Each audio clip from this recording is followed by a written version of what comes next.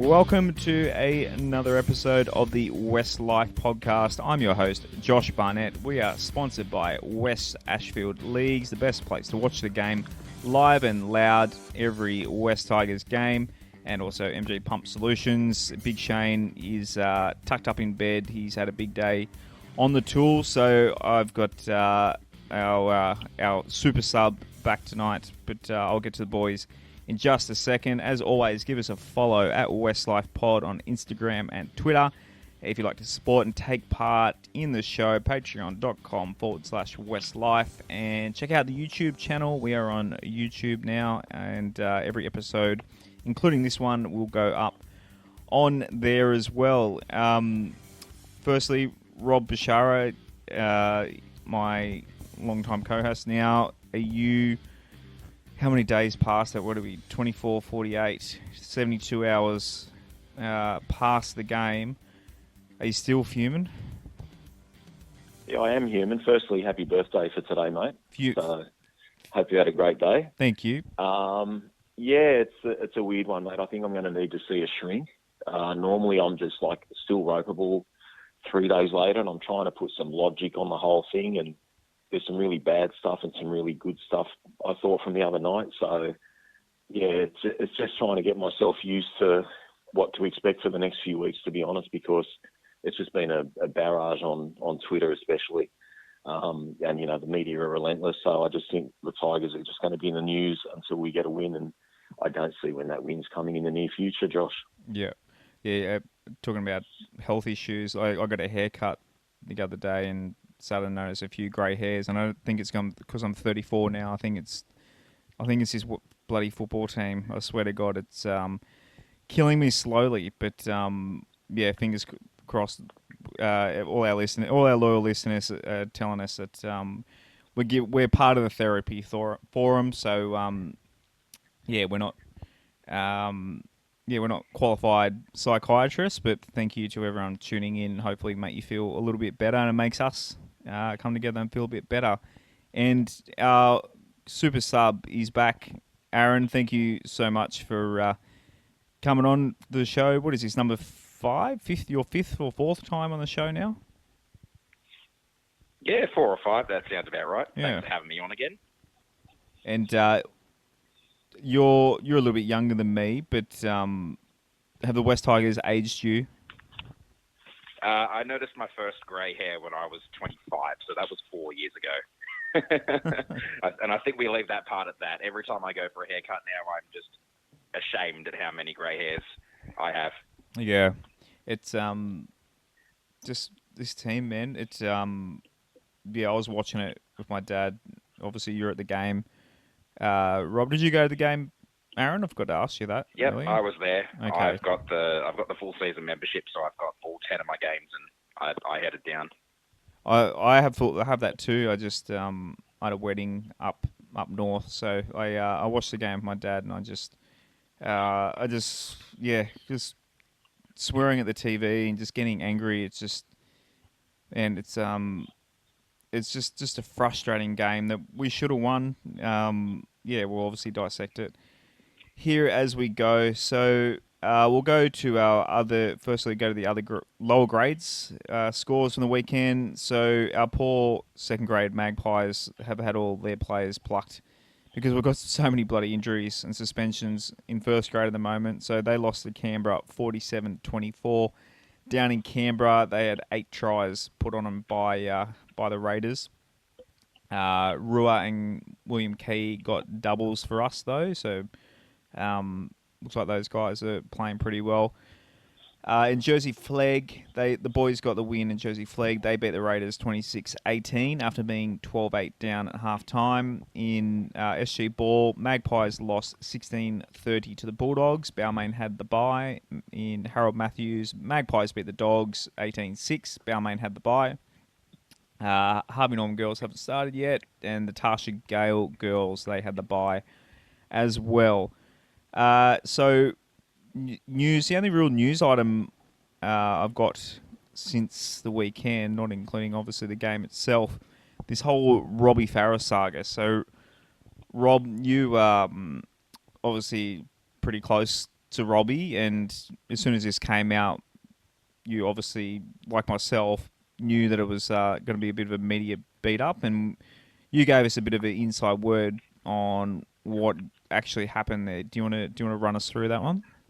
Yeah, sure. Well, firstly, you were the one that alerted me to it, Josh, and I thought, okay, I'll just check Robbie's Twitter page, and I saw what Robbie had put there, and I'd actually texted him on Saturday just to say, tough loss last night, and let's catch up during the week. And he goes, I'm going to the Gold Coast later in the week, so we'll catch up, go for a walk, have a chat. But yeah, it was a weird one. What I tweeted was, and I don't know if it's to do with the Robbie incident, but I know 100% reliable information, like literally someone within earshot of Madge. Madge was screaming in the walkie-talkie at one stage in the second half when Stefano was hobbling for Stefano, one of the trainers, to get the F on the field and tell Stefano to lay down and get the ref to stop the game. That's what he was screaming through the walkie-talkie. Now, obviously, the person that was within earshot of Madge couldn't hear anything anyone else said from the other end because they're down on the ground. So I know there was a bit of hysteria going on about that. Whether there was more hysteria about certain interchanges or something like that, I don't know. But, if Robbie comes out and says he didn't say anything, I could ring him or I could text him today, and I just, with all due respect, I wouldn't even waste my time with that, because if he said he didn't do it, he didn't do it, because I just know how tight him and Madge are. Yeah. Like even at the end of last year, he's just saying, like, mate, we've got to keep Madge. He's the right guy for the place, et cetera, et cetera. He's building the squad that he wants, and, in a couple of years we'll have the team that he wants and all this sort of stuff. And I've seen firsthand how Madge treated Robbie and his whole family, like when he had game 300 and all that. Like that, he would never do, maybe in the heat of the moment you might call someone a name or whatever, but I just can't even see him doing that, to be honest. Yeah. So, it's just, it is what it is. And I think, as we know, the media are just looking for clickbait because we're the clickbait kings as supporters. So, yeah, it's a no issue for me, really. If you guys are looking for somewhere to watch the West Tigers this Thursday take on the Gold Coast Titans live and loud on the big screen, kickoff is at 8:05 p.m. and there is no better place to watch it than Wests Ashfield. So Wests Ashfield, they're partnering with our friends, the Ambush, the group you may have seen on Facebook and around, and friend of the show, Kelly, does a lot of work with the Ambush. So they're holding a function at Wests Ashfield for the game this week. They're giving away exciting prizes, offering half-price beer and pizza until half-time. So, grab a feed while you're there. Terms and conditions apply. Selected beers only. Wests Ashfield practices the responsible service of alcohol. Drink responsibly. Wests Ashfield is the home of the Wests Tigers. Wests Ashfield is at 115 Liverpool Road, Ashfield. For more information, visit at Wests Ashfield's website, westashfield.com.au, or follow them on Facebook and Instagram at Wests Ashfield. Now, back to the show. Aaron, talking about the media there, do you feel like, are you sick of being basically getting kicked while we're down? The media just won't leave us alone? 110% I am. They seem to have made a big deal out of a tiny little thing with, I think it was James Roberts on his phone in the change rooms before the game. Like the dude wasn't even playing, and I didn't even see that one. What was that? It was on Twitter. It was all over Twitter. Yeah, I didn't go on Twitter much before the game. I was at a Wiggles concert, funny enough. But what was that all about? It was just a picture of James Roberts on his phone in the change rooms before the game. I think I saw it yesterday, maybe. Yeah, it was yesterday. I saw it. You're not allowed to be on your phones in the dressing room, Josh. Like I think it's got to do with betting and all that sort of stuff. So was he on his? What was he on? He was looking on his phone. Well, I don't know. He was just looking at his phone. The photo that I saw on the socials, I don't know if it's the same one Aaron saw. He's just sort of sitting down on a bench, looking at his phone. Pretty much. That's it. That's the one I saw. He's not playing in the game. Jesus, it shouldn't matter though. It shouldn't matter. You're not allowed to do it. Yeah, I know he's not playing, but for what, in terms of legalities, or it's a courtesy? Yeah, I think. thing? Well, I think it's just about the whole concept integrity of the game and betting. Like he might, I'm not saying he'd ever do it, but from the NRL point of view, he might be ringing a mate and saying, hey, Mamalo's out Tower's moving from right centre to left wing. And, Yeah, I get you. Okay. You know, so-and-so's in the centre. Like, you know, you just can't be on. You're just not allowed on your phone. Yeah, right. It's just the rule. It's the rule they've got, as Aaron said, to protect the integrity of the game. We had, I think it was Tim Simona all those years ago, who was busted betting on games and all that stuff. So I can get why it's a rule. It makes sense. Slow Makes news sense. day to be posting that as their main article. Yeah, Jimmy Roberts, I guess.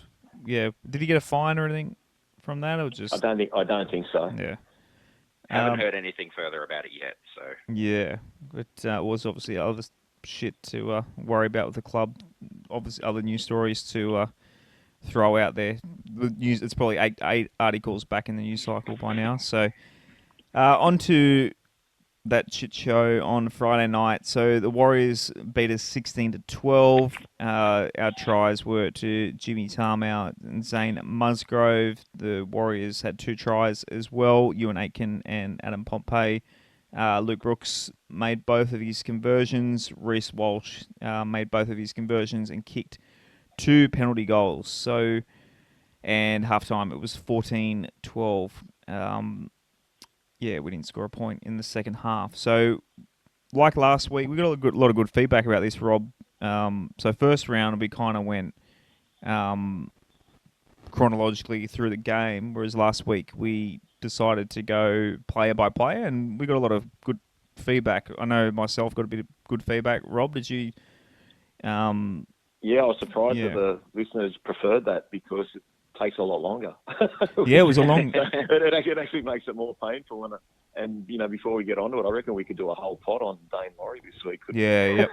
Aaron, I hope you've made a cup of tea and settled in, buddy, because we're going through. Well, I just had 1 dinner, to so I'm 17. ready to roll.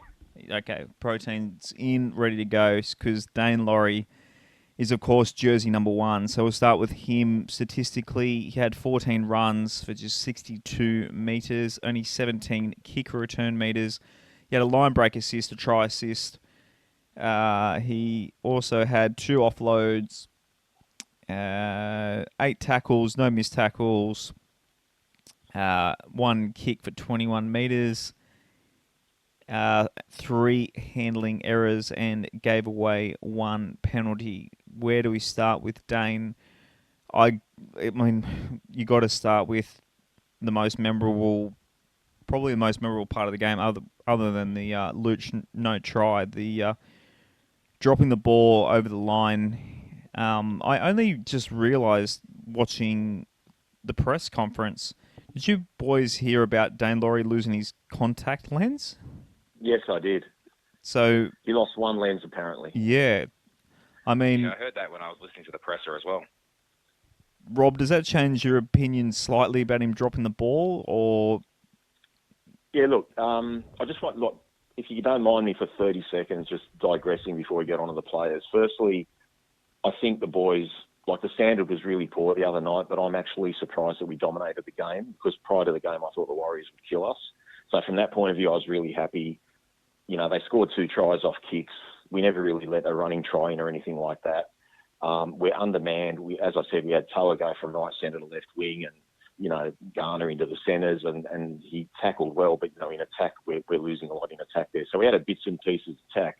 The thing that with the fans, and I think this includes you too, Josh, and Shayne to a degree. I'm not sure where Aaron stands on this. A lot of fans are saying, "Oh, you know what? As long as the boys try hard and give it their best and make it competitive, we're happy." Well, guess what? That's exactly what happened. I know the standard was crap, but you can't deny they all didn't have a go. No, okay? Definitely. And even Dain Laurie, even though he had a shocker. So I just want to say that even though we're going to be critical of quite a few things that happened the other night, you know, they all tried their best, including Dain Laurie. They really did. I think they all tried their best, and you know, even Madge is copping a whole lot of shit. Tell me a coach that, like, if you look at that New Zealand lineup and look at our lineup, how the hell we dominated that game with that lineup actually speaks to Madge for last week. You want to put shit on him for the previous 3 years? I got no problem with that. But that bits and pieces team should have won the game the other night, and all the experts think we should have won the game. So I just think when we criticise, like, you know, if I say something, Dain Laurie did something bad or Noffert did something bad, it's just you asking us what did we think they did wrong. It's nothing personal. Like, it's not a personal attack. Of course. So I think as long as the listeners know that, because it's easy for us to sit down after the game and put shit on some of the things they did. But on to Dain Laurie, okay, so you've read out all his stats. There's actually more mistakes there than you've alluded to as well. Like there's the jumping for the bomb for the first try when he pulled out at the last second. Yep. He should have got out of an in goal at one stage. He threw a terrible intercept. But the thing with Dain Laurie, like he tried hard. So when you're making mistakes, you're putting yourself in position to make those mistakes. If you're not trying, you're not even going to be there. So, for example, he was the one that offloaded the ball to Musgrove for the try. Yep. He was the one that was running inside Brooks when he knocked the ball on.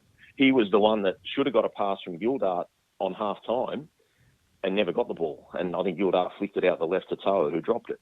So he put himself in positions, but he's just had a stinker. And he's actually had, I think, 3 below-average games this By year. his And standard, he probably made more mistakes last Friday night. I kid you not, probably double the mistakes that he made all of season 2021. Yep. He had an absolute stinker, but yeah, he did some good things, but it just would have been hilarious. I reckon it's the worst game he's had for the club, and I'm not being biased. I reckon he should have had 3 tries. So with a crappy game. Yep. And then he wouldn't have looked so bad because he should have got that try in half time. He should have got the Brooksy one. And I think when Gildart made that break early in the second half, if Gildart kicks ahead, the fullback's not there. Like if the ball lands in the in goal, he just falls on it and scores. And I don't think Gildart had the awareness to put a kick through. But Aaron, what did you think of Dain Laurie's game? I agree with you. Probably his worst game, one of his worst games at the club. I feel like in a year where the team did fairly poorly in 2021, he honestly set some really lofty standards for himself, and it has been a rather underwhelming start to the season, as is obvious with our ladder position. My main thing with Dain on Friday night is I was just constantly begging him to run the ball, and it's just like he wasn't wanting to do it. Like all the kick returns, what did you say he got for the kick returns, Josh? I think it was hardly anything. 17 metres. Yeah, it's not good. That's insane. For a fullback that's played all 80 minutes, 17 metres, that's insane. I'm still convinced he's not right. And, maybe the Pokies media beat up last week, beat up or not beat up, depends where you sit on that. Maybe that had a bit of an effect on him because really he just made too many errors. But like I said, he was in position, to at least make a good play had he executed it. So I can't say it's lack of trying from anyone. It was just Z-grade footy from him, to be perfectly honest. A few people are calling for him to be dropped. Aaron, do you think that's a bit harsh on Dain 3 games back from an injury, or do you think he needs a spell in Reggie's? Yeah, I think it's really bloody harsh. Give the kid some time to find his feet again. He came into us, I think, what was it, part way through the preseason last year or towards the end of the preseason. Yep. He played out of his skin until he got the injury. He's come back from the injury now, probably was dealing with it for most of the off-season. I want to give him another month or so before I really kind of make a decision on where I stand in regard to his form. I think another month of footy under his belt, he should start to hit his straps again, hopefully. Rob, would you agree with that? Yeah, I mean, last year we were all saying, thank God we found a fullback. What a great player he is. And as we've said previously, along with Adam Dewey, they were like clearly our best 2 players last year. After last week, I mean, look, he just could be going through a slump. But after last week, I'm starting to wonder, is he the answer? Or, is it second-year syndrome, or has that leg injury affected him? Because, like I said, little things like when he got that ball in goal and he failed to make it out. Like, I think he thought he was going to breeze past the defender easily when he got tackled in goal. And they're those little moments last year that he would have owned. So, the kick from Brooks, it was a perfectly planned play. Great kick from the inside of Brooks's left foot. It set up perfectly for him. Yeah. He's basically over the line and drops it. It's just like Dain Laurie. Like he passed the ball, he threw an intercept, but the guy was already there, and Laurie just wasn't even focused. Like, he just threw it, and the guy was already there, ready to catch it. There's just so many mistakes. Yeah. It's just unlike him, and I don't know if his head's in the right space. Like I said, I'm sure he tried, but he just had an absolute stinker. Yeah, I think it's definitely between his ears. He's got the yips, as they call it in golf. Yeah. It's just he needs something to kind of flick that confidence switch back on. I mean, he threw that really good pass for the Noffa's try in the first game. So, I mean, we're all big fans of Dain Laurie, and we think he can bounce And he back. had the try assist for Zane Musgrove as well. Yep. Right on to David Norfoluma. So Nof had 14 runs, 114 metres, cracking in the hundreds this week. Kick return metres only 28. Post contact metres 47, not bad for a winger. A couple of tackle breaks. He had one dummy half a run. He had I think I've lost my contact lens. My eyes are getting terrible. I'm turned 34 and my eyes are starting to go. 8 tackles, 1 missed, and no errors from Noffa. A pretty quiet game from Noffa is probably how I'd describe it. Aaron, I'll let you go first. With Noffa, how do you think he played? Not a great game, but not a poor game. Yeah. Kind of middle of the road, I'd say.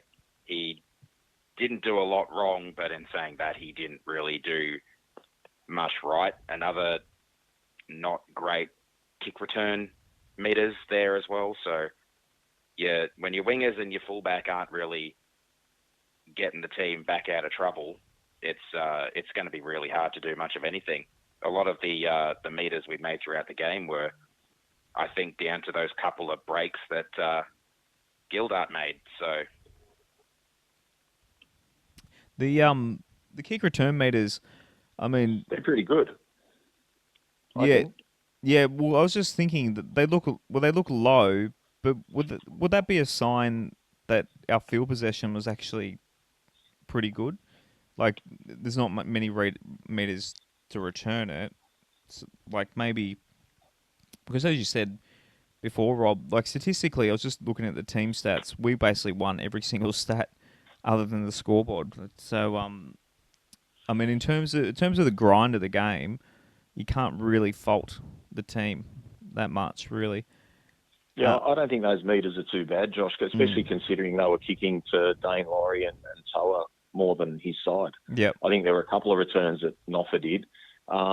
Look, it doesn't come up as an error, but like I said, love Noffa to bits. Like, he's my man. But, that second try to New Zealand, like, that's just, running backwards, not committing to the ball. Yep. It was always going to end up in disaster, although I've still got doubts that I still reckon it could have touched the Warriors' hand, like Montoya's hand, and then hit Noffa's head, but they just seemed to give it the all clear straight away.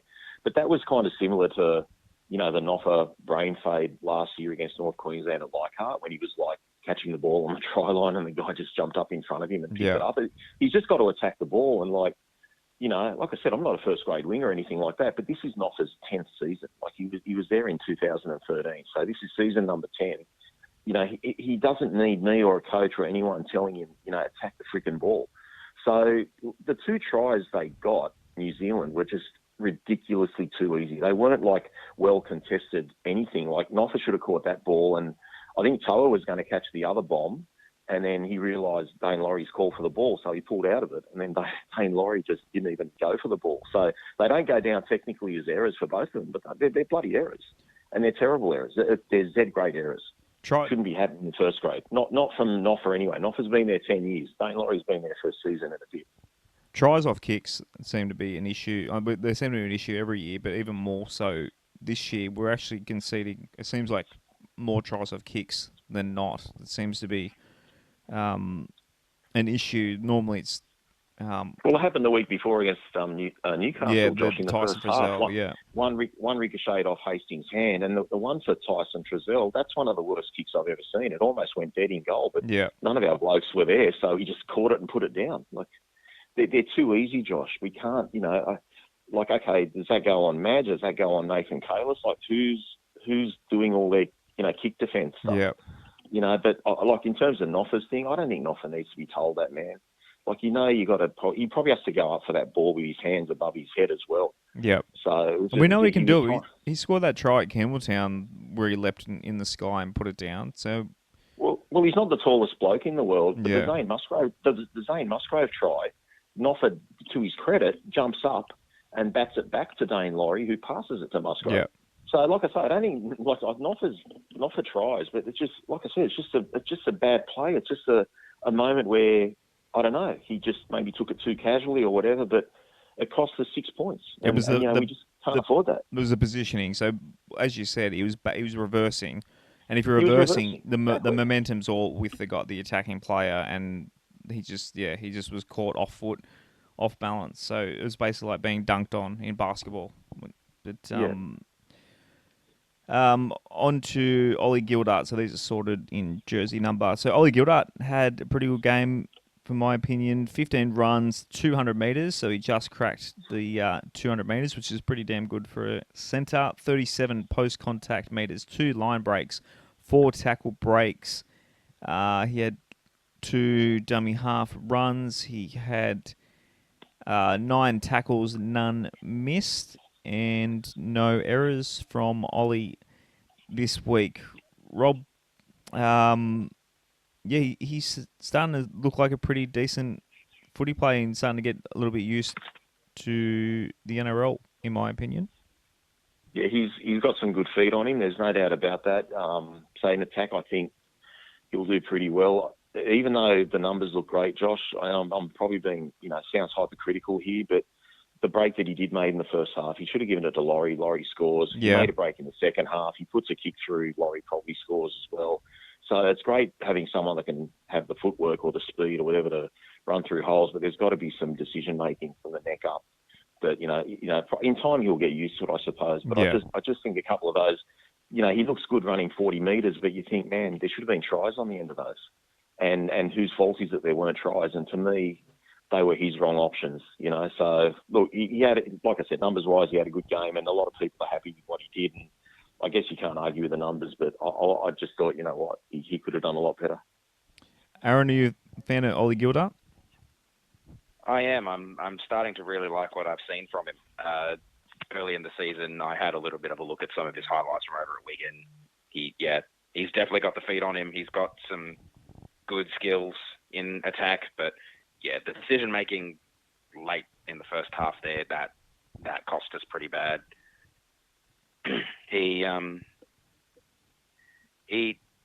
I'd say, would you say it was his best game for us so far? Not I'd probably including say the yes. trial. Yep. Yeah.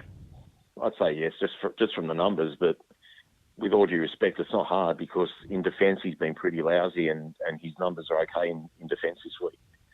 Or his stats look good, like no missed tackles, so, it's always going to be an upgrade. Yeah, we only the Warriors only scored off us off kicks. It was I thought our defence wasn't too bad. I don't think we shut down. It was great. We shut down the Warriors pretty well. It was just just 2 moments in the game that just, in terms of conceding tries, that just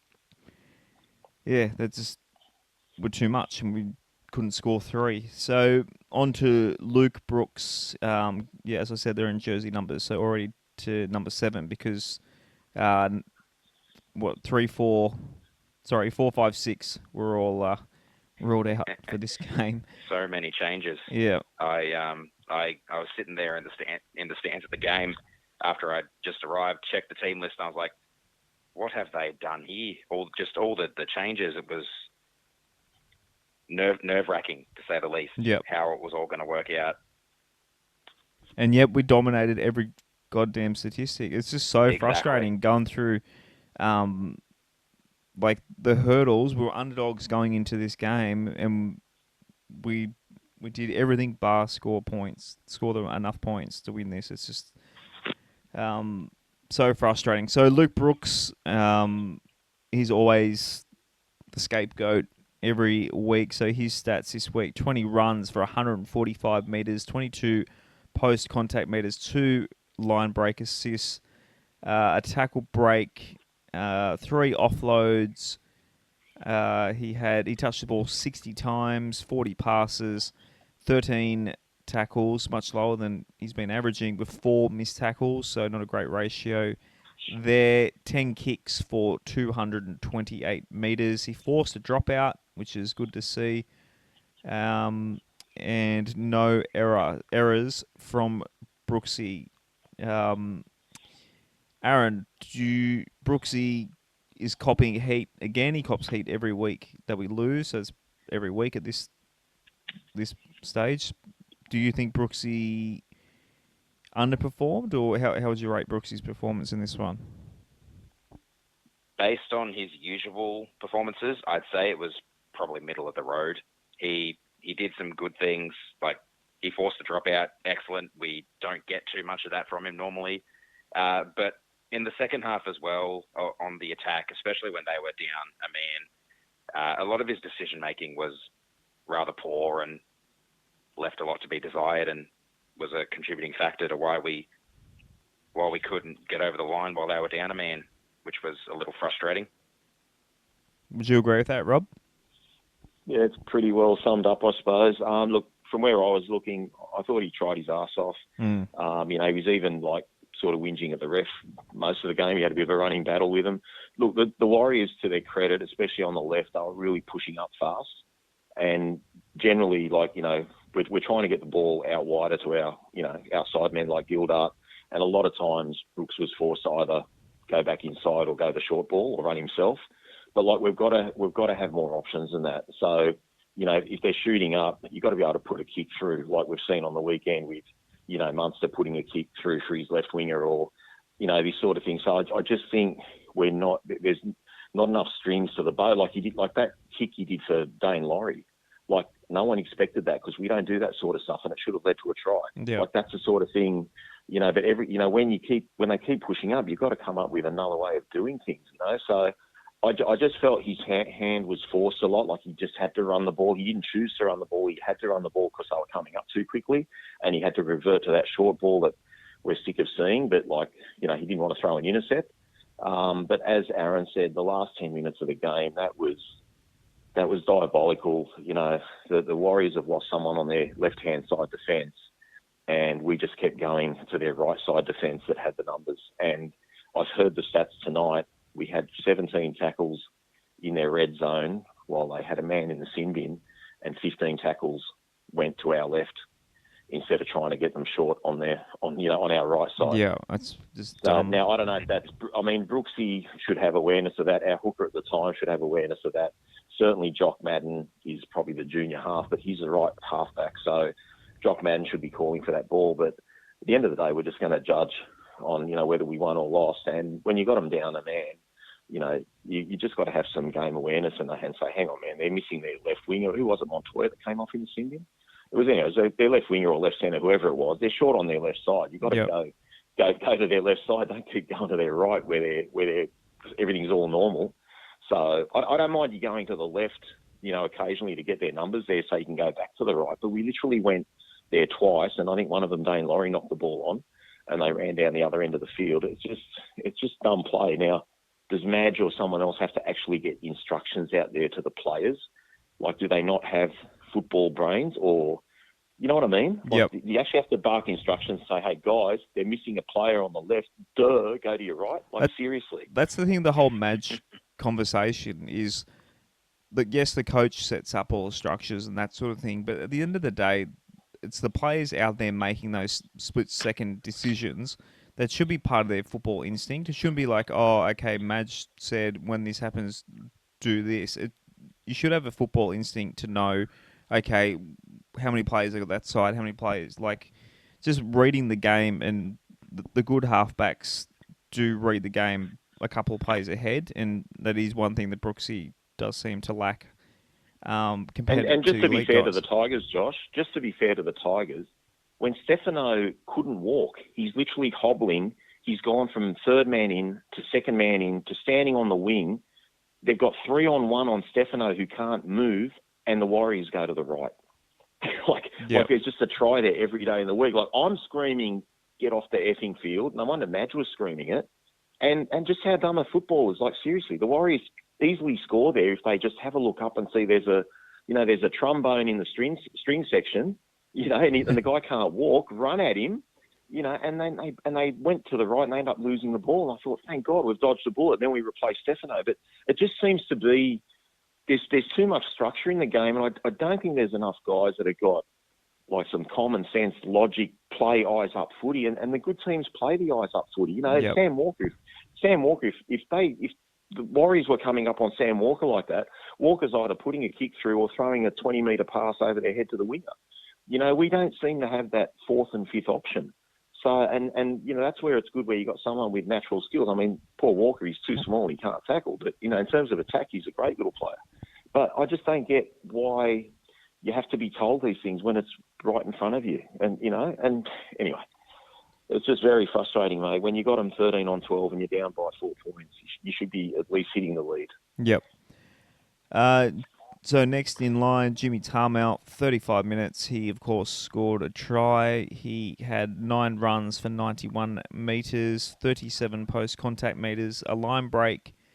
He had 3 tackle breaks. He also had 24 tackles and just 1 missed. And he also had 0 errors. And just for those wondering, that 35 minutes. So he was on for 20 minutes and then the last 15 and 28, I believe. Yeah, I thought Jimmy Tarmow, a lot of people are saying he's a waste of money, but I think, Aaron, I mean, he's on 350k. I think in terms of leadership and doing his job in those 35 minutes, I think Jimmy Tarmow, yeah, he's definitely doing his job. That's for sure. Aaron? Yeah. Yep. Sorry. Sorry, I said your name about 14 sentences before I finished there. Sorry. Don't worry, it's your birthday. We'll forgive you for that. Thank you. Yeah, I mean, leadership, he definitely has that. Did you see the footage of him barking orders at the players as they were heading off for halftime? I think so, yep. That's definitely something we're missing. Obviously, it seems like he's the only one of our current 4 available captains who have that leadership until the way he comes back, but the story for another day. It was nice to see him get that try. Minutes, I feel like we're not utilising him minutes-wise as much as Penrith did. Maybe it's because he's a little bit older. Maybe it's something else. I don't know. I'd have a guess to say it's probably because he's a little bit older. But yeah, for what he's pumping out, it's serviceable, I guess is probably a good word for it. Rob, your thoughts on Jimmy? I thought it was his best game, to be brutally honest. And, you know, and to be fair, I don't think he's had many good games. No offence to Jimmy. Like, I don't know if he's been value for money, but he was certainly value last Friday night. I'm not sure when he came back on the field, but I know he came off after 20 minutes. And that first 20 minutes, obviously, he scored a try and, you know, he's making tackle busts and all that sort of stuff. So, you know, if he can score a try and make 3 tackle busts in a game, I think we take that every week. And did he have no missed tackles? Was it Josh? Was that right? I think, what was it, 24 to 1, I think it was. Yeah, so they're pretty good numbers. But yeah, I mean, we need that. Unfortunately, we're the West Tigers. We need that every week. You know, that's why he's captain. We need him to produce that sort of stuff every week. But I thought he had a great game. Yeah, I think he should be captain until Adam comes back. It doesn't make sense. Can we not have Kemamalo? Who are the other 3? Kemamalo, Tauren Peachy, and Brooksy. Brooks and Adam Dwyer. No, until Adam comes back. Yeah, so yeah. Just let Jimmy be captain until Adam comes back. Like, just enough with the whole 5 captains thing. Just say Brooks can VC until, yeah, is VC even a thing anymore? Is there? I mean, I get, I see. Yeah, I guess Brooksy. Yeah, he goes off the field half the game. Brooksy takes over from there. Yeah, that makes sense. Yeah, whether that makes sense to Madge or not, who knows? But on to Jacob Little. So the hooking role, Lids played 48 minutes, and then Jake Simpkin played the last 32. Um, on just before we get into Lids' stats, do you boys think that ratio is about right, Rob? It's about right, but not the way we do it. I've said it a million times on this pod, Josh. He needs to play, 30 minutes, come off, let Jake go before and after half time, and bring Jacob back with 20 to go. Yeah.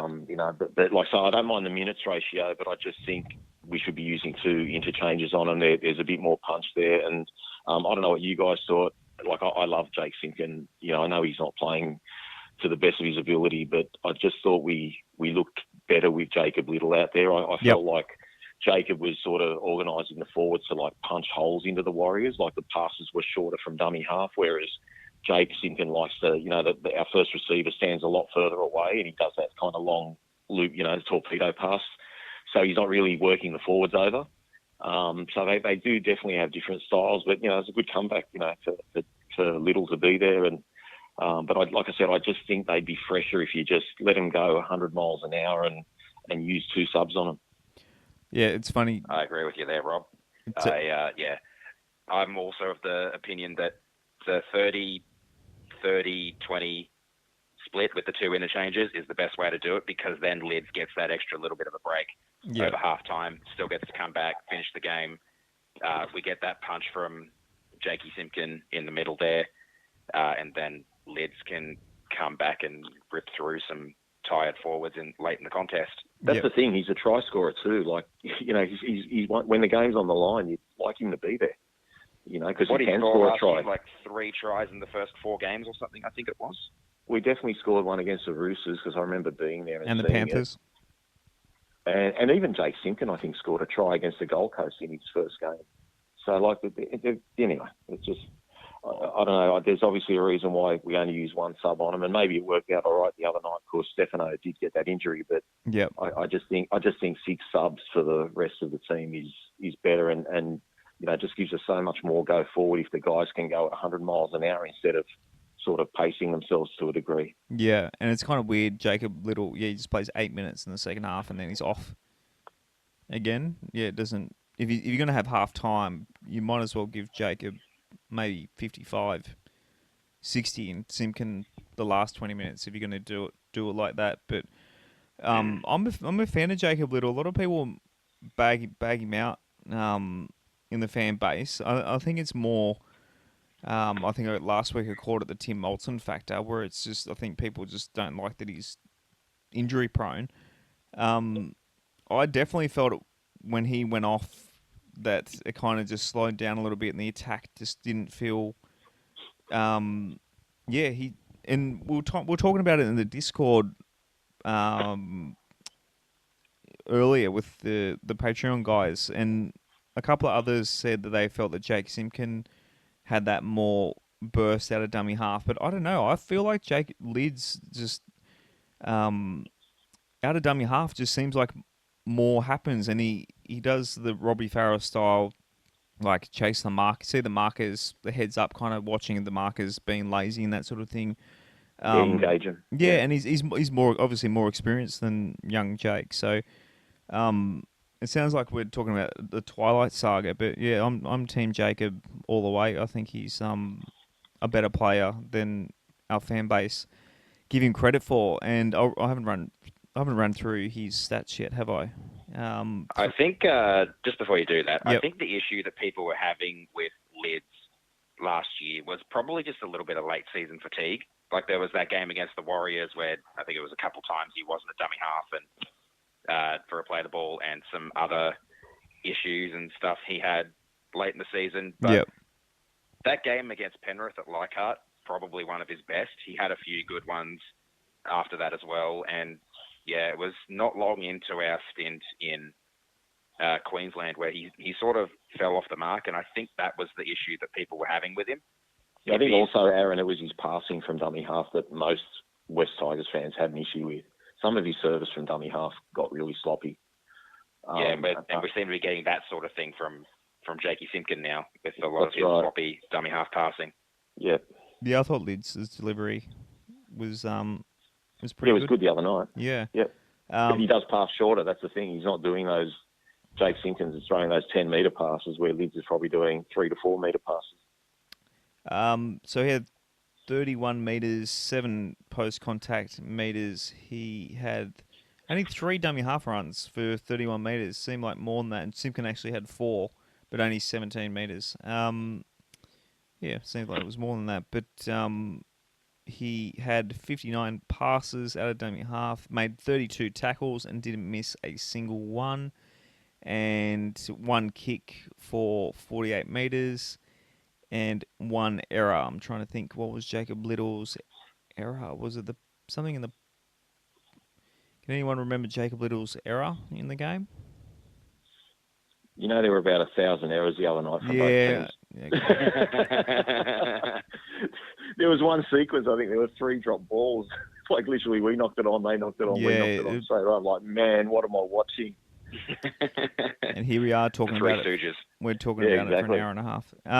Yeah.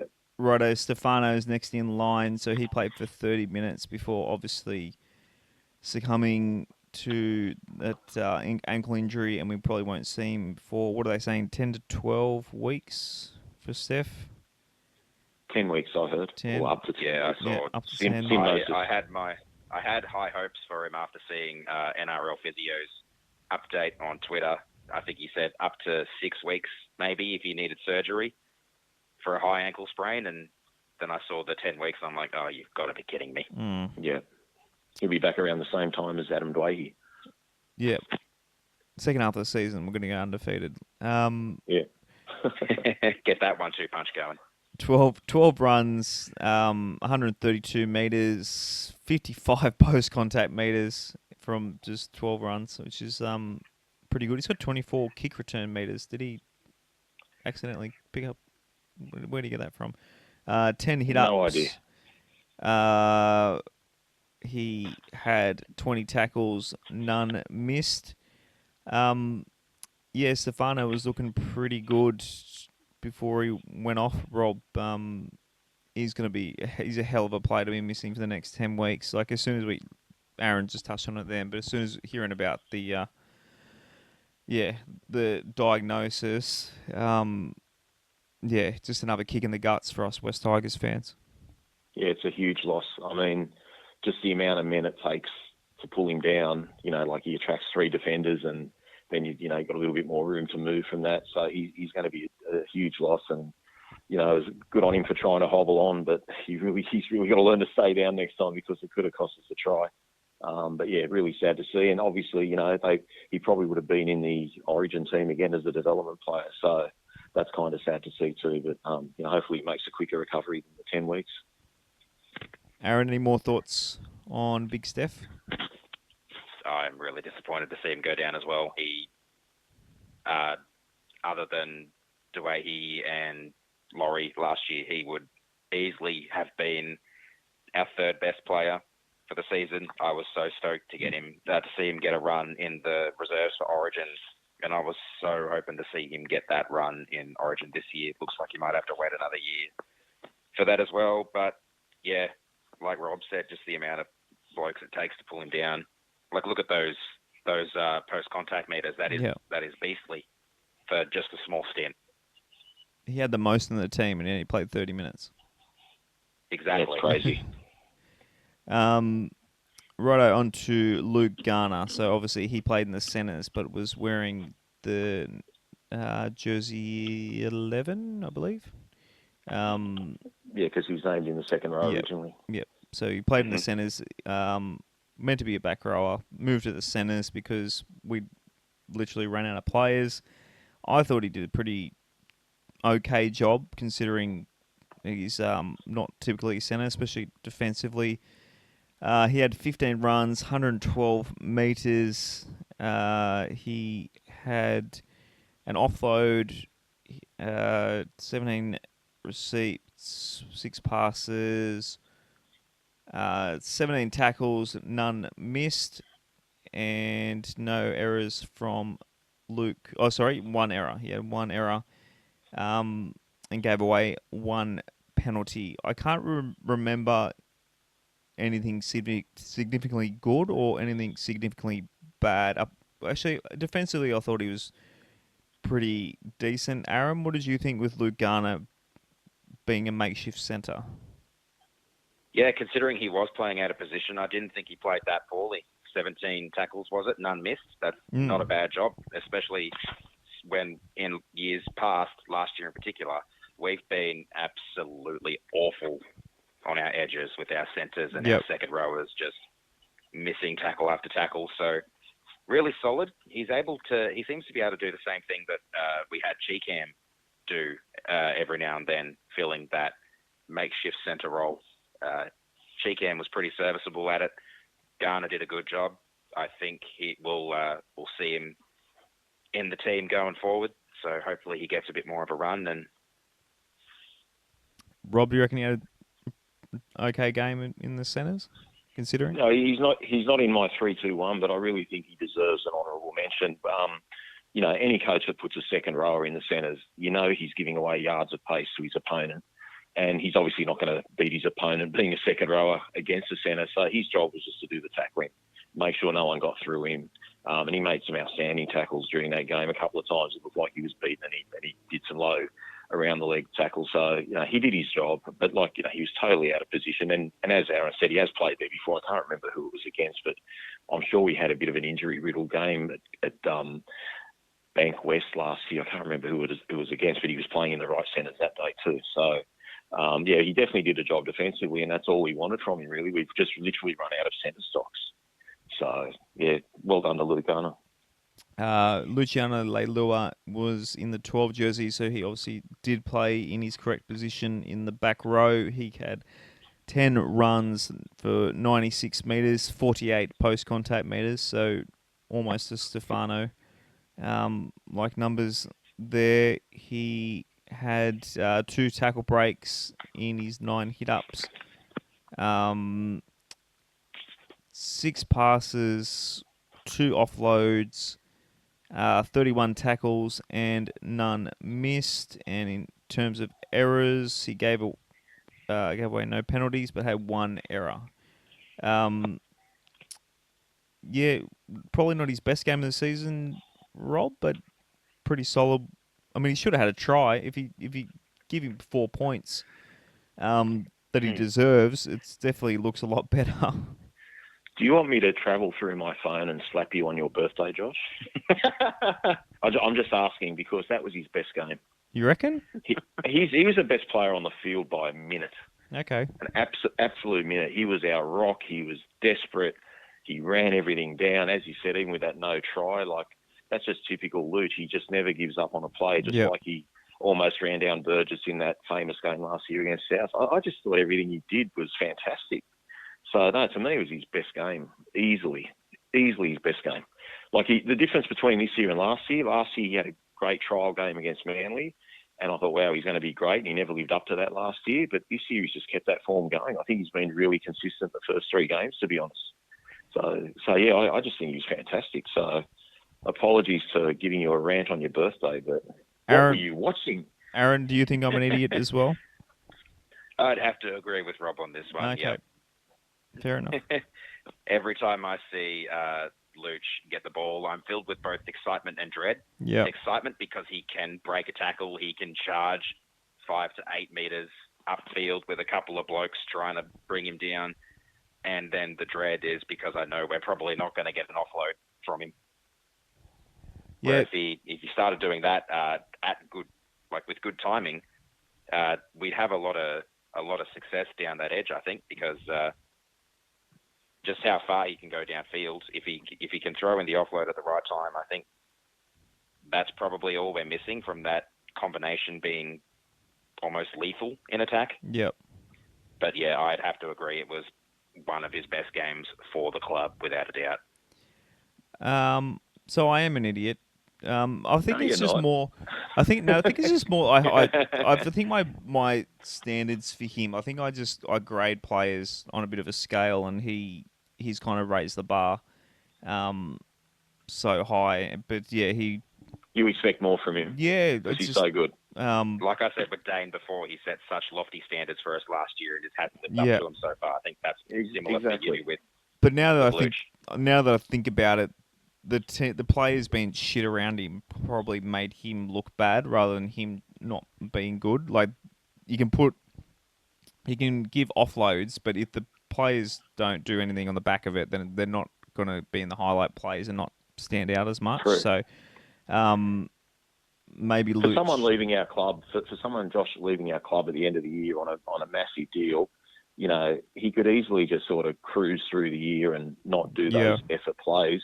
But to, you know, like I said, that potential try or no try, whichever way you look at it, you know, that sort of effort, you know, like no one would have given him a hope of making it to that ball, you know, as the kick was going through. So, yeah, I just love how much he puts in, and he's just come such a long way from where he was at St George, being, you know, a bit of a half a game arty to an 80-minute player for us. So he's one player that has developed well and truly under Madge.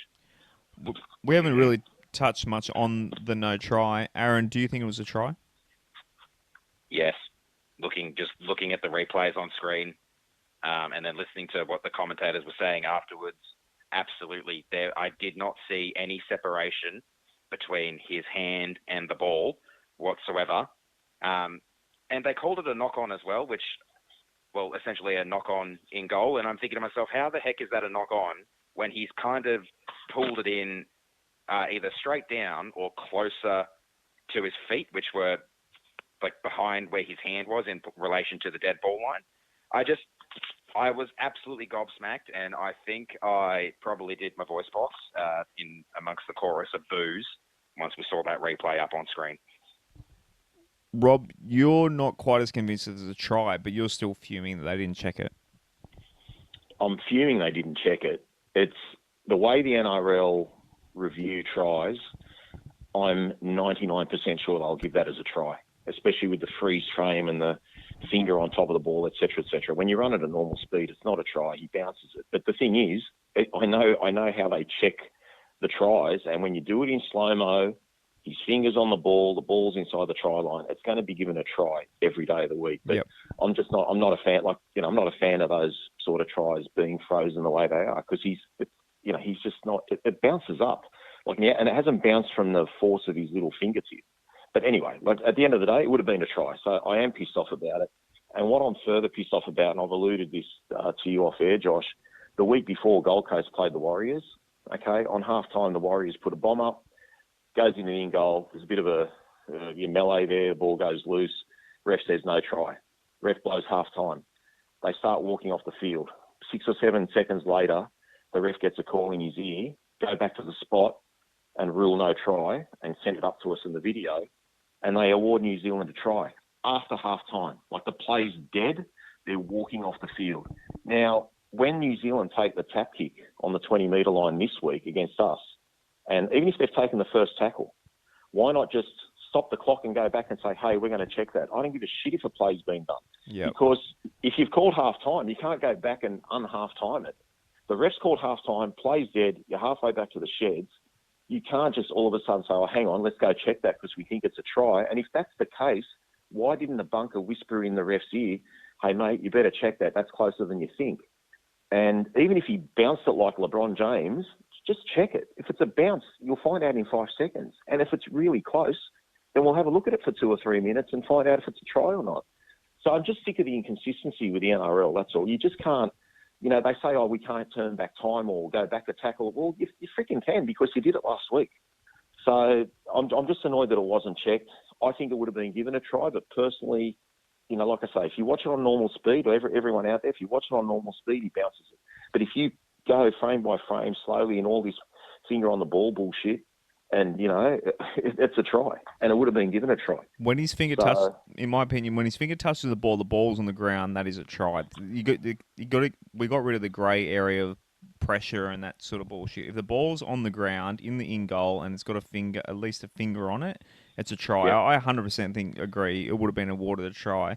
Gray Mandersley's come out and said the referee should have referred it, which always seems to fucking happen to us. Like you said, wide in the bunker, step in, but we just get the Monday morning report saying, "Oh, sorry, we should have made that decision." It's just typical West Tigers decision. Now we've had the argument, a few people getting around. yeah, we can't use it as an excuse. Like, they should have overcome it. We should have beat that team, blah, blah, blah. Firstly, we're underdogs in this game basically because of the injuries and our form and that sort of thing. Not the Warriors. Yes, we should have beaten the Warriors. Yes, Dain Laurie should have caught that ball and we win the game anyway. But the fact is, we had 4, probably 6 points taken off us. And the way you win a football game is to score points. It's literally the only thing that we didn't do better than the Warriors in this game is score points. But we literally had 6 points taken off us. And I refuse to, like people were saying to us, Rob, online, Yeah. that Yeah. oh, you can't let that good teams overcome it. No, yes, good teams do overcome it. We're not a good team at the moment. We need every one of these fucking decisions, and it's not like it's a 50-50 call. It's literally a referee has made the mistake of not going back and checking it. When in the last 24 years that we've had video refs, we're like things get checked, even if they're 10% look like they're a try, get checked. Yeah. This 50% looked like it was a try and didn't get checked. And I refuse to go, oh, we can't use it as an excuse. Yes, we should have put the Warriors away. Yes, like, we should have overcome it. But Madge makes a good point in the press conference.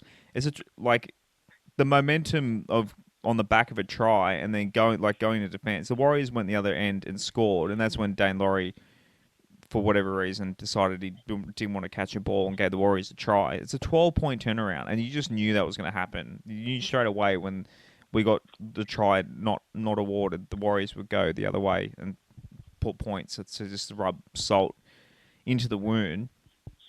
But yeah, I feel like it's all the above, Josh. I think you're right. Like, we're not good enough to get shitty calls. And as I said, for 18 months on this pod, there always seems to be the most random thing that happens to us that doesn't happen to any other team. Like, in what lifetime are you ever going to see a ball, not just the ball grounded, Luch puts his hand up celebrating. Yeah. He put the finger to the sky. He's got up claiming a try. And if you see where the touch judge is, he's got players between him on the far side, because that's the side I was on. The touch judge can't see what's going on. So who's made that call to just go to the 20-metre line? And it comes back to these stupid journos and experts, like your Phil Gould. Oh, what are we going to the video for? We've got to speed up the game. Look at it for a few seconds. If he's bounced the ball hard, you literally lose 5 seconds. It's one look and you go to the 20-metre line.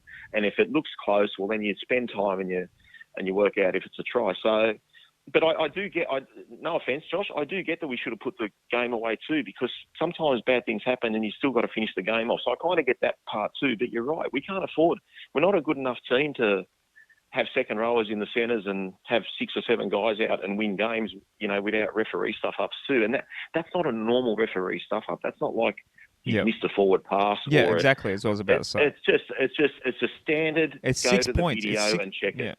It's 6 points that we should have had. It's not like, like us blowing up saying, the referee should have called a forward pass here, or we knocked it back and he called it knock on, or something in the field of play. The referee literally took 6 points off the West Tigers that we legally had, that we on replay, and we got the technology. Madge used the word technology 100 times in the press conference. He also used it going off about the stoppages and that sort of thing, but it's you know what rubbed me up even more the wrong way, Josh. Like, before that kick was put through and Luch dives on the ball, we had a scrum, and from the scrum we worked it to the left and we copped a high shot, so we got a penalty for a high shot. And it was like 15 metres to the left of the post, and it's 6-all, and I'm like, okay, beautiful. I know Brooksy's the greatest kicker in the world, but we're going for goal, and then we didn't go for goal. And I'm saying, what the F are we doing? It's 6-all. Like, get the lead and get the ball back. And then, so they kind of haven't done what I thought was a logical thing to do. And then we end up scoring a try, and I'm thinking, well, that's why I'm in the grandstand and they're playing and Madge is a coach. And then we still get, screwed over it. So I actually thought we were going to have an 8-6 lead, and then it should have been a 12-6 lead. And then they go down the other end, and they put that kick up to Noffa, who doesn't take a regulation ball and doesn't attack the ball, and they score, and then they kick the goal from the sideline. It was like a comedy of, the sequence was just awful. And it's just very frustrating. A few people earlier in the set they are correct. Jacob Little throws a pass. I went, oof, that was forward. But Yeah, I've heard that. the difference is forward passes get missed in games like all the Every time. set. All the time. Every set. Against the Melbourne Storm, they scored their winning try with a forward pass. We talked about it for a little bit, but we didn't go on and on about it because forward passes, they come and they go sort of thing. To physically not use the technology and not go for a try is way worse than missing a forward pass. It's just we can't use technology for forward passes. So it's it just changes week to week, Josh. Like I missed most of the first half of South and East, and I think I got to watch every game on the weekend. I did not see one penalty for not playing the ball correctly. Where last week, or the weekend before, against Melbourne, I saw heaps of them. So, and I saw play the balls the other night the foot wasn't used. But you know when it's going to happen? It's going to happen to us when we've got a 4-point lead with a minute left, and then the team's going to go down the other end and score. That's how we roll. They play the ball. I specifically remember Reece Walsh. He basically did not get close to his foot on the ball once. Yeah, I know the one you're talking about. Yeah. That's just no consistency, mate. Sorry, guys. No, go, Aaron. No, you're here too. Try, Rob. It kind of reminded me of the Burgess try against us in Golden Point last year. Yep. How with the finger on the You said that. You said the same thing to me off. I actually just said it earlier. before you got on the phone, Aaron. I actually said the same thing to Josh. I said it's literally the same thing. Like his finger's on the ball, so technically you can say it's a try, but he's bounced it, and it felt like the same with the Luge thing. But I'm seeing it in all the games, Aaron. Like on Friday night, Colin Matangi scores a try for South. And as he's going over the line, he lost the ball. Okay, this is the no try that he had, and then he tries to re-grip it, but it's too late. He doesn't have control of it, so it's no try, and it's a correct decision. But I saw the same thing in round one with St George against New Zealand, and St George took the lead from the same thing. The guy never re-grips the ball, and it's the exact same incident, yet they gave it a try. And I just think, what's going on? There's just it's from the bunker. It's not a judgment call. Like you're watching it on replay in slow motion. They're identical situations. One's given no try, one's given a try. It's just really frustrating to watch. It's just like lotto. And you could hear at Campbelltown as well, like the reaction from the crowd, all of us, as soon as we saw the replay, then when it looked like it was at least very close to a try, we all just went up. And then I listened to it deliberately after I got home, just to hear what the commentators had said, just to hear their reaction to the chorus of boos. And even they pointed it out.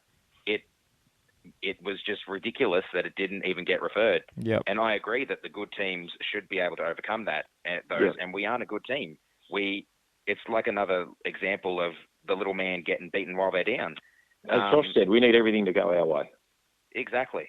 Yeah. But that's not even. That's just not even a 50-50 call. It just should have happened. But anyway, we'll move on to Joe Offengowie. He had 70 minutes. He had 15 runs, 120 meters, 52 post-contact meters from Big Joffa. He had 2 tackle breaks, 13 hit-ups, an offload.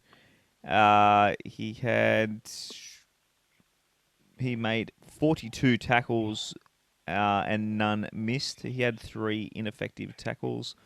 Does anyone know what's the difference between ineffective and missed tackles, Rob? Do you know? I assume ineffective means he's making the tackle, but the guy's offloaded the ball or promoted the ball. Okay. So it's not, whereas miss, you just plain miss. Okay, makes sense. If anyone knows, let us know. You're down around his legs or whatever, and exactly. And he offloads the ball. That's an ineffective tackle. Yes, correct. Okay. 42 none missed then from Joffa. He gave away 3 penalties, which he kind of does too much. But yeah, pretty damn good game. Looking at the numbers there, Aaron, from Joe Offengowie. Yeah, absolutely. The numbers paint that to be one of his better games for the club as well. Another example of how the players in most cases performed, and we were ahead in all the stats, just not the one that mattered most. It was good to see him He got a lot of work in. That was really great to see. What was it, 70 minutes? So he played almost the whole game out. Yep. And yeah, he was good without being brilliant. But yeah, the defensive work, no missed tackles again, 3 ineffective, but still no missed is what you really need to see from your middle men. And he handled that part of the game pretty well. Rob, do you still like him in the 13? With the squad we've got now, I think I agree with what Shayne's been saying, that he'll probably move to a prop rotation. Yep. Not that he's the tallest guy in the world. I love the intensity he plays with.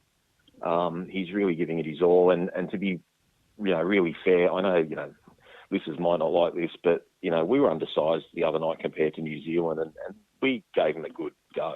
We really dominated them through the forward. So I just love the effort they all put in. As we've said, I think a lot of the execution and some of the decisions, which is mainly the backs, to be honest, that's the difference between winning comfortably. I mean comfortably. Like, we should have won easily 13 plus. Their try should never be scored, and we should have scored a few more tries. So it's just sad that, the team could put in such a hard-working effort, and you can't tell me they didn't play for the coach or didn't play for themselves. They had a go. It's just some of the execution from the backs was just piss poor. And, the poor forwards, all their hard work went to waste. Yep. Tauren Peachy next in line. He played 44 minutes off the bench. He had 10 runs for 67 metres, 18 post-contact metres, 1 tackle break, 4 hit-ups, 1 offload, 32 tackles, and just 1 missed. So he worked pretty hard in defence, and no errors from Tauren Peachy. He came in as an impact player. Rob, do you think Tauren Peachy had much of an impact in his 44 minutes? I thought he was outstanding. He's actually in my points this week. This is the Tauren Peachy I want to see. He had a bit of a roving commission. He kind of played like an extra ball player, like a lock or a half. Yep. It was only 44 minutes, but everything he did, he just looked sharp. For someone that didn't say he didn't know what his job was last week against Newcastle, yep, he sure knew what his job was last Friday night. I thought he was outstanding, and that's the reason I feel like Joffa's just going to have to go, because if Jackson Hastings is going to be 13, it's got to be Peachy. So, if we're not getting anyone else to the club in that role, one of those guys would be a perfect 13, but really happy with what Peachy showed. So let's hope he can keep that up. He played really well, in my opinion. Aaron? Yeah, I'd agree. For the bloke that came out and said he didn't know what his role was, he knew what his role was this week. He performed it quite admirably. One of his better games, even though he hasn't played that many for us. But yeah, he definitely played a lot better this week, and yeah, I was also really impressed. I think he will kind of have that roving role as we go forward. Not sure how that's all going to turn out when Dwayne does come back. I am very curious to see just how much he shuffles around. I have a feeling he probably will go to that. He might stay in that 14 role with Hastings in the 13. I honestly don't know. But yeah, there's going to be a few interesting decisions that end up being made once we do get Dwayne back. Yeah. But having that extra player who can play as a half from pretty much anywhere on the field is really, really good. And the more he gets used to playing alongside the boys, the better he's going to be. We just need to see it. There's the buzzword again, consistently. Yep. Yeah, maybe we were a bit harsh on him, basically 2 games in last week. I think we were just so annoyed at the game last week, and his smiling at the camera kind of pissed us off a bit last week. But he was bad last week, Josh. Yeah. He was bad last week. He was bad the first week. He didn't know where he was. But, like, we'll call it how it is. He was bad the first 2 weeks. I thought he was great the other night. Yep. Alex, like the sin bin in round 2, absolute garbage. He redeemed himself somewhat with the game he played on Friday night.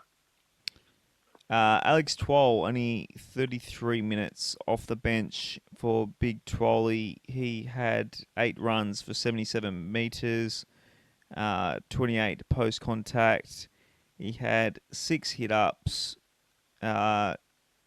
He had 17 tackles, none missed, and no errors from Big 12. It was a pretty standard Alex 12, no frills, work hard sort of effort. Aaron, pretty much what we expect from Big 12. Pretty much. I'd say he was a little bit down on his impact on Friday night. You're obviously going to get at least a 97% tackle Efficiency, yeah. Right. That's the word I was looking for. Yep. Efficiency. 97% plus tackle efficiency. Generally 100, but yeah, he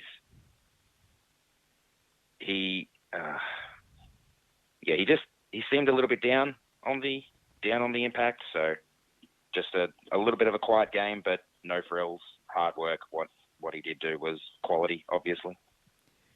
Rob, thoughts on your fellow Lebanese Australian? Same old, guys. Doesn't miss a tackle, does his job. As I've said 100 times, he's not a bench player. He needs to be starting if he's going to be in that 17. And I guess with Stefano's injury, he'll be starting this week, you would assume.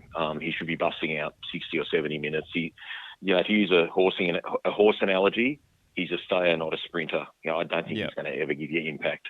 He's just there to grind out the hard work. So I'd be starting him, or I wouldn't even have him in the 17. But obviously he doesn't miss a tackle, so he's got to start. Yeah, he's no Winks. He's more of a Saintly than a Winks. For those who remember who are old enough to remember Saintly winning the Melbourne Cup in mid-90s somewhere. Zane Musgrove was next, 28 minutes from Zane. He of course got a meat pie. He had 5 runs of 43 metres, 21 post-contact metres, 2 tackle breaks, 5 hit-ups, 14 tackles, none missed, and 1 error and 1 penalty, which is usually part of Zane's game every week. It's he's kind of almost the anti-Alex Twal, isn't he? He usually gives a bit of impact, but he also is good for that bit of a brain explosion or a silly mistake. Seems to have one every week, doesn't he? Yeah, it's just if he can get that out of his game, then I kind of feel the same about Tommy McHaley when he actually gets in the team, which doesn't seem to happen much anymore. But you kind of get excited when he gets the ball, but you also get nervous at the same time. Is that how you feel, Rob, about Big Zane? Yeah, I think maybe, because he's got that error in him every game, I think maybe I'm a bit harsh on him. Like, I actually think he's probably going better than I think, because I just seem to remember the error.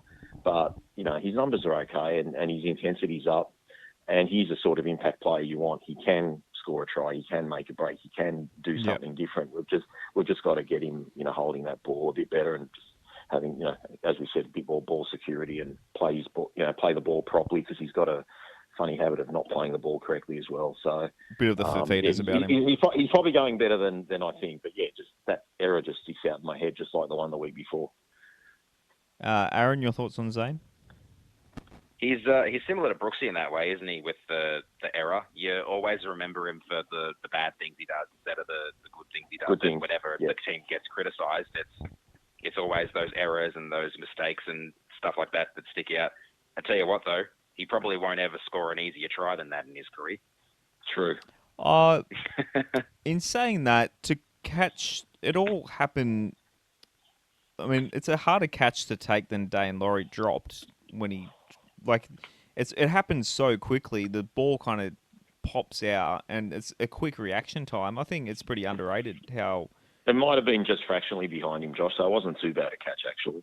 But in terms of reaction time, like Noffa knocks it down to Dain, and then Dain flicks it out. It's still a slips catch as opposed to Dain Laurie's was more of a lob to mid on. Like it was, like I think he understands. He's a big guy too. Like he's not overly mobile. I think he still did well to put that in his paws and fall over the line. But yeah, it was a good try. One of the few exciting things in a shit game. Jake Simpkin, 32 minutes, we said earlier. So Jakey had 6 runs for 34 metres, 10 post contact, 1 tackle break. He had 4 dummy half runs for 17 metres, 35 passes out of dummy half, as opposed to Lids' 59. He had touched the ball 41 times, 20 tackles, and only 1 missed. And just he gave away a penalty, but no errors. He's also been placed on report. That's right. He did. Was it the crusher? They called a crusher tackle on Jake. Yeah, it was a crusher. Yeah, that's the one he got pinged for. I think he's only been fined for it though. Okay, I haven't heard that. Sorry, I didn't know Zane Musgrove was put on report as well. I think it's Alex Seyfarth. They both got a tick next to the name. Wow. Yeah, yep. Okay. Trying to think what Zane did. But anyway, back to Jakey. Zane might have been a high tackle. Yeah, I mean, yeah, it probably was. Thoughts on Jakey, Simpkin, Aaron? Not a poor game, not a great game. I feel like the one thing he just really needs to work on is his service from dummy half. It's a bit hard for the halves in particular to make good decisions and get good ball when they have to grab the ball from up above their head, almost behind their head. And yeah, if he can just nail that part of his game, I think we'll see a lot better impact from him. Our halves will have a bit more they can actually do with the ball, and that'll really help, I think, honestly. Rob? I think he's been really good defensively, which was a bit of a weakness last year. So he's definitely improved there. But look, he's consistent without being threatening. So, he's only 10 games into his career, basically, isn't he? So, he's still got a ways to go. But, he's not doing anything wrong, but he really hasn't got the thrust that I thought he would have, but I've got high hopes for him, so I'm not selling him out by any means. But yeah. I just think at the moment Lids is sort of got that more impact and more threat about him, and actually works the forwards a bit better. Like he controls the game, where I feel like Simpkin is kind of like just giving the ball to the halfbacks and letting them run the show. Yep. Where I think Jake from time to time will make the decision himself and say, right, there's something on here, I'll do this. So, and that's experience. Simpkin's going okay. He's fine. Yeah. And I think we all agree that you got to have 2 hookers. You wouldn't run with Leeds playing 80 minutes, would you?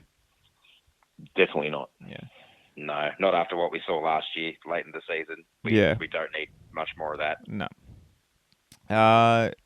So next in line is Jock Madden. He obviously played the whole 80 minutes. He had 15 runs for 168 metres. Wow, I didn't realise he ran the ball so much. That's really good. 15 post-contact metres, a line break assist, a try assist. He had an offload, 31 passes, 16 tackles, 1 missed. And in terms of kicking game, he had 7 kicks for 171 metres. Forced dropout, which we'll take every time. As you said earlier, Aaron, we don't get many of those. And no errors. Yeah, boys, I was pretty impressed with Jock Madden. I think that's his best game. He hasn't had many games in first grade, but I think it's it showed a lot of good signs for the future, and the calls for him to to be in the halves over Brooksy, I think, are going to get louder. Rob, I know you thought Jock had a pretty good game on the weekend as well. Yeah, he was excellent. Except for probably the sin bin time late in the game, like where he probably could have demanded the ball a bit more Yeah. to his side of the field. What I haven't liked about Jock is he hasn't run the ball enough. He hasn't backed himself. He's just kind of been almost like a passenger in those first few games of first grade that he played.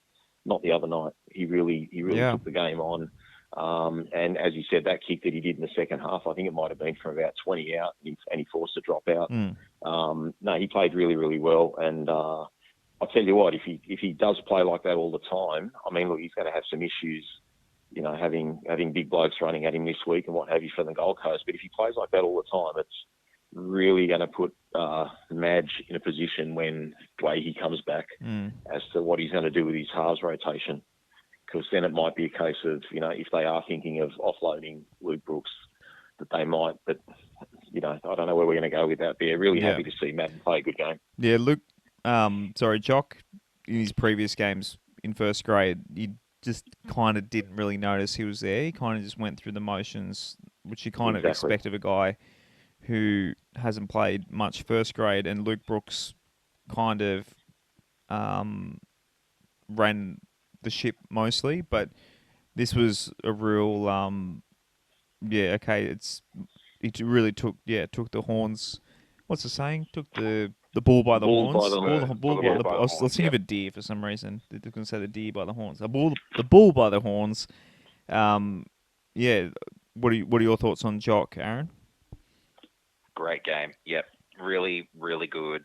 I agree with what Rob was saying. You hardly saw him run the ball in those early games, but he took it on, and it was really good to see. He really came into his own. Standout game for him by a mile.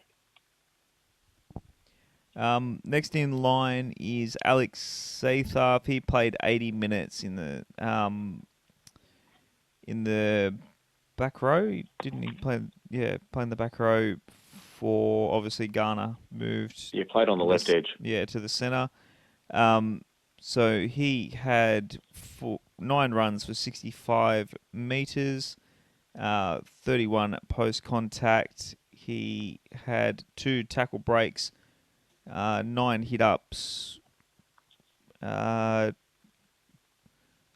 47 tackles. Jesus, that's a Robbie Farah like number there, with only 1 missed and 1 error and 1 penalty, which obviously he got put on report for.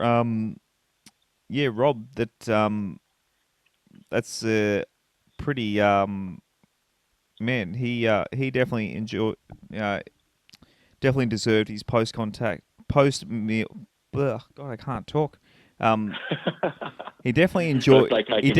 He definitely deserved his post match meal after that one. That's a big night from Big Alex. Yeah, he played great. He only had that 1 error late in the game when I think, you know, we were behind on the scoreboard with a few minutes left, and Brooksy gave him a pass when he had basically no legs left for Satharth. But yeah, 47 tackles. He looked absolutely spent. Like every time he thought, oh, this guy's ready to come off the field, he kind of found a second wind and a third wind. But watching him live, yeah, he was fantastic. So great game from Alex, no doubt.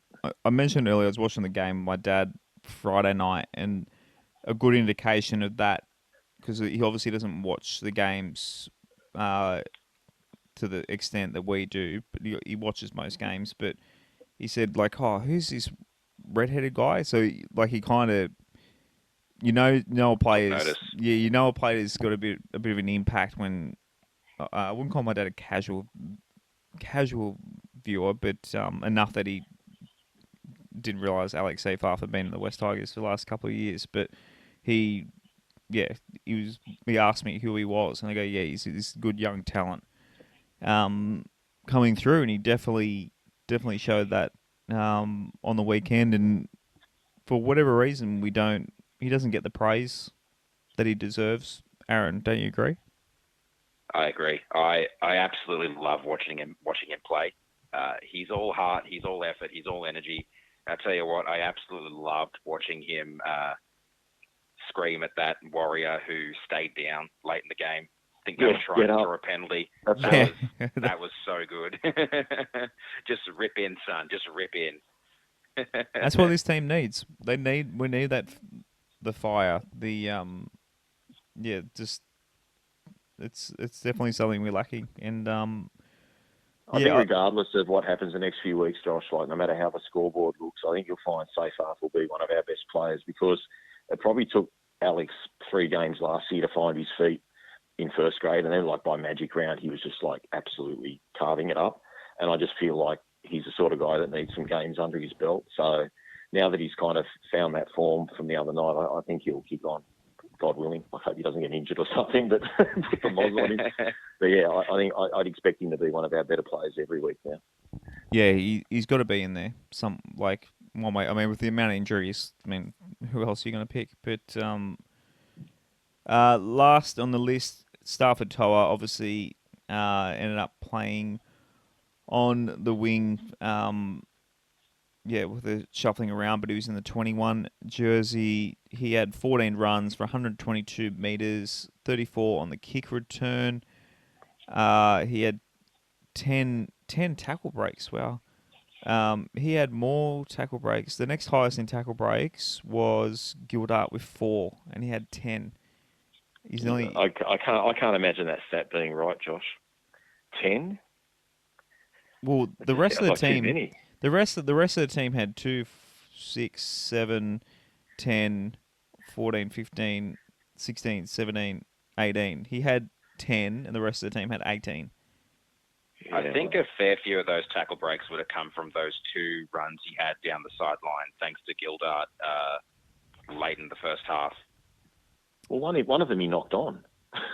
he didn't bust any. Anyway, he might. We just got to trust the stats. We'll just have to trust the stats. Yeah. He went okay anyway. Yeah. For his first game, I thought he was pretty good. And the rest of his stats, he made 1 tackle, didn't miss any. So his jersey was probably a little bit clean after the game, but but I thought for his first game, he made 1 error. That's what you were talking about, as you said before, Rob. Yeah, for his first game, I saw a lot of people coming out saying he should be playing fullback instead of Dain Laurie. I think that's a bit premature, Aaron, don't you think? I'd agree 100%. He had a good game. We won't say he didn't. That 1 error could have cost us a halftime lead, but it happens. I feel like we can cut him a little bit of slack because he's so new to the team. He came similar to Dain last year. He came close to the end of the preseason. He's probably not had a lot of practice at training with the centre winger combination we had out there with Gildart. So I think definitely a pass mark for his first game for the club, but I wouldn't be going so far as saying he's fullback material just based on 1 game for the club. And we've still got in, like I said before, I still want to put a little bit of faith in him that he can turn it around over the next month or so. And I think if Mamalo's out for a little bit longer, he'll definitely get a bit more of a run on the wing. Was Mamalo a head knock? Is that that was Kelma. Kelma had the head knock. Kelma, righto. So he might have a couple more weeks at least before Mamalo comes back, depending on what that issue was there. Well, Rob, assuming that, say, Mamalo and Jimmy Roberts are right to come back, who are your 2, 3, 4, 5? Oh, well, obviously Luke Garner comes out of there. Yeah. I hate to say it, I think Toa looked really good under the high ball. So, and that's kind of been a bit of a weakness for us. So if he kind of got a few more runs and he looked that safe under the high ball, then perhaps Noffa's spot's in danger. Although not Noffa's a beast running the ball back. But I don't know if it was just a bit of casualness or he was absolutely spent energy-wise. But there are a couple of times Toa looked like he didn't want to run the ball back, which worried me a little bit, especially in the second half. I remember him catching a general kick and he's just looking around like, I really don't want to run this back. he looked like he wanted to pass it to Dain Laurie, ended up bringing the ball back. But look, he had a good game, and who knows, he might have been training at right centre all week. I don't know if the Brains Trust knew that Ken was going to be out from early in the week and never said anything. But if he's trained at right centre and then played left wing, I think he's had a good game. And he was a little bit unlucky too with that first try. He was going for that ball, and then obviously Dain Laurie called for it, and he backed off it, and then Dain had an air swing. So I thought he was really good under the high ball. That pass from Gildart might have been fractionally behind him, but it probably still should have been caught. And obviously the one near the end of the game, that was a forward pass. So I've got no issues with Tower not catching that ball. I'll rephrase the question I kind of asked you then. So you said you dropped Noffa. You're saying picking you... I wouldn't say... I didn't say I'd drop him. I'd say he'd need to get a few more games. So basically, if Jimmy's available this week and Ken's available, I'd say Tower will just go straight back to Reggie's. So you're picking James Roberts over Tower? In the centres. Yeah. I hate... Yeah, mate, I'm just going to call it as I see it on form. I wouldn't have had James Roberts in the team this year last year, but he's played well the first couple of weeks. That's what I asked.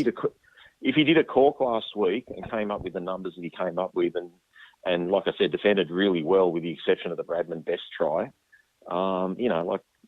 people make mistakes in a game. Like, they're not perfect, but that's a damn good game for someone that's a bad defensive centre. To basically have one bad read, and God knows how many metres Jimmy Roberts ran last week. It was well over 100, wasn't it? It was something pretty decent anyway. Yeah, no, Jimmy was fantastic last week. Righto, MG Pumps Player of the Year, 3-2-1. Do you have your 3-2-1 there for me, Rob? We got Big Shayne before he went to Nine Eyes, he sent through his. So his is okay. I got his there. What are yours, Rob? Yeah, I've got Luch for 3 points. Even though he didn't play as many minutes as the other guys, I got Peachy for 2 points. I thought he was really his time on the field was excellent. And I've got Jock Madden for 1 point. If we'd have won the game and Jock had demanded the ball a bit more in the last 10 minutes, I think I would have given him 2 points.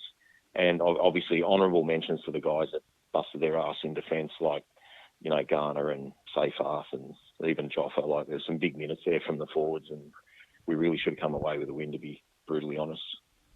Mm-hmm. Shayne's gone with Luch, Ollie, and Toa. Yeah, I'm gonna go. Man, you've kind of convinced me with Luch. I feel like he's such an idiot that I didn't.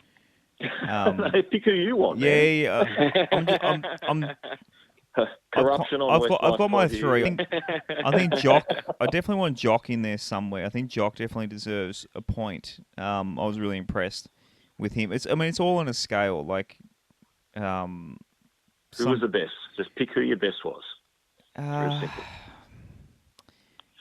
Yeah, it was Luch. You're silly to think it wasn't Luch. Maybe I was just so angry that they took the try off him that I kind of forgot how good that he plays. I'll go Jock 2, and I'll go. I think Joffa deserves a point. No one's given Joffa. Not that I should base my points based on what you guys did or didn't do, but I think Joffa deserves a points for the amount of work. I kind of feel bad for Alex Seyfarth not getting a point too. I think. Yeah, so do I, to be honest. Yeah. I wanted to put him in. But then I got home and my wife goes, "Did you see Seyfarth drop that ball?" And I said, "How many minutes of the game did you watch?" She goes, "The last 10." Yeah, literally the worst part of the game. Time in disgust, yeah. And I'm like, "Are you kidding me? He had a great game." She goes, "Oh no, he dropped that ball. He's shit." I'm like, "Go away, leave me alone." Yeah. So thanks a lot for filling in tonight, Aaron. Do you have? What's your 3-2-1? Do you have a 3-2-1 in mind? Yeah, what you would have went? 3-2-1. Yeah. So I would have gone Luch for 3 as well. Yeah. No brainer there. Peachy would have gotten my 2. Big Red would have gotten my 1. Okay. And my honourable mention would have gone to Jock. So okay, there you go. Similar to Rob. Yes. Honorary point for Seyfarth. You got the moral victory. Aaron. The moral point. That's the one.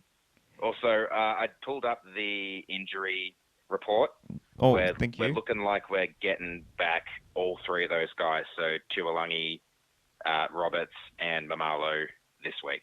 All of them said are due to come back round 4. So Awesome. So you're backing minor for us to all win. three of them. You're backing us to win then, Aaron? I wouldn't go that far yet. I would like to see us get a win, but sooner rather than later as well would be great. So the game is Thursday night against the Titans. So we'll probably do a show a little bit earlier than usual this week. Our only Thursday night of the year, I believe. But yeah, until We'll do on Wednesday, yeah? we'll talk about that off air. We'll work it out. Right. For now, we're we've gone into we've talked about the game longer than the game actually went for, but as always, it's been an absolute pleasure. Again, thanks for filling in for Big Shayne, getting his beauty sleep, Aaron, and as always, boys, go the Tigers. Go the Tigers. Go the Tigers. Thanks for listening to another episode of the WestsLife podcast. As always, we are sponsored by Wests Ashfield Leagues Club and as well as MG Pump Solutions. If you could please subscribe if you'd love to hear us again. We're going to have episodes twice a week, every week this season, Mondays and Thursdays. So we're going to, as the season rolls in, be sure to catch us every week. And if you can, give us a like on the socials, so at WestsLife Pod on Instagram and Twitter. Search for WestsLife Podcast on Facebook. And if you'd like to take part in the show, patreon.com/WestsLife. It's just a couple of bucks a month to help grow the show. We'll see you again next time on the WestsLife Podcast.